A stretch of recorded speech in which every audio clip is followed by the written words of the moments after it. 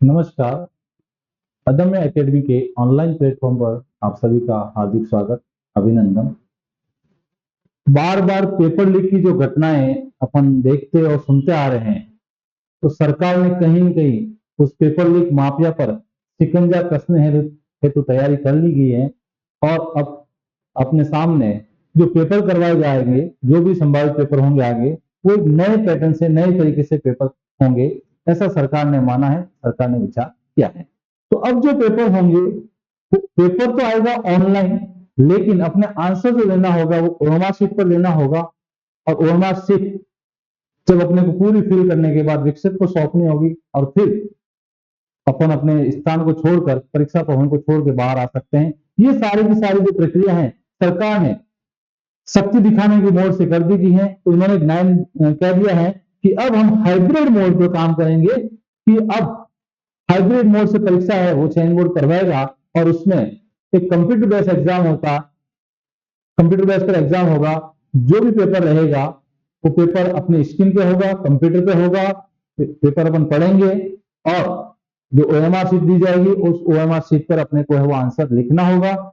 उसके लिए सरकार ने एक फिलहाल के लिए ये कितना सफल रहता है, कितना असफल रहता है, या ये कह सकते हैं पायलट प्रोजेक्ट के तौर पे उन भर्ती परीक्षाओं के लिए किया गया है कि जिन भर्ती परीक्षाओं में 10,000 या उससे कम कैंडिडेट हैं, उन भर्ती परीक्षाओं के लिए बार ये शुरू किया जा रहा है, और उसको देखा जाता है कितना सफल रहता है।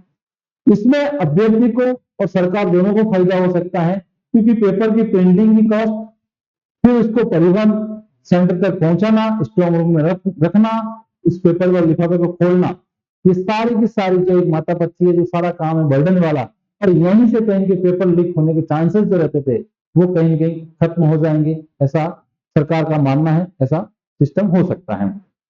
जब पेपर होगा तो पेपर के समय ही, यानी कुछ 1 या 2 सेकंड के समय अपने स्क्रीन पर अपने को मिल जाएगा।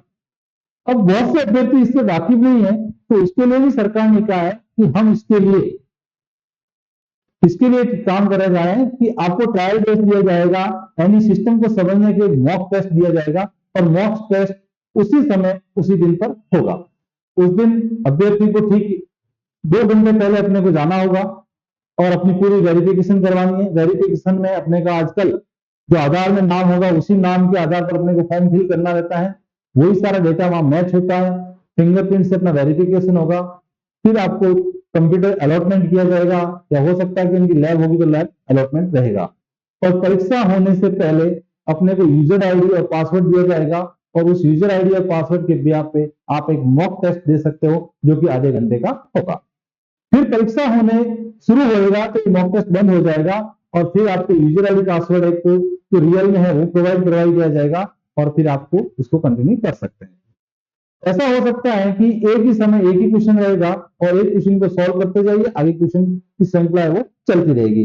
शायद नेट की जैसा ऐसा सिस्टम भी हो सकता है कि कौन से क्वेश्चन अटेम्प्ट किए, कौन से नहीं किए, और वो इंडिकेशन भी कहीं अपने को शो होते रहेंगे, ताकि अपने को भ्रमित होने की जरूरत नहीं रही कि मैंने कौन सा क्वेश्चन अटेम्प्ट किया है, कौन सा नहीं किया है, और कौन सा है जो विचार के लिए मैंने छोड़ रखा है।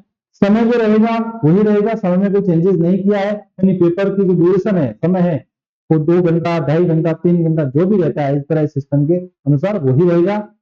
लेकिन इसमें जो है वो ओएमआर है वो अपने को पेन के द्वारा भरने को पड़ेगी, उसके द्वारा कंप्लीट रहेगा। क्वेश्चन सामने रहेगा, स्क्रीन पर रहेगा, टेबल पर भी अपने ओएमआर रहेगी, ओएमआर को अपने को पेन से फिल करना है, और पेपर का टाइम कंप्लीट होगा तो ऑटोमेटिकली या तो आप सिस्टम से बंद कर पाएंगे, अदरवाइज वो ऑटोमेटिकली है वो बंद हो जाएगा।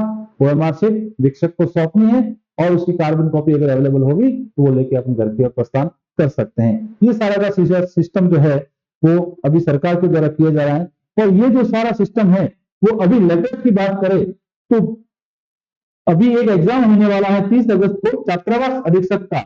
उस अधीक्षक के एग्जाम से इसकी शुरुआत है वो की जा रही है, तो ये उनके लिए भी बेहतरीन है, आने वाले सभी के लिए बेहतरीन रहेगा, और सरकार का प्रयास कहीं की सराहनीय रहेगा।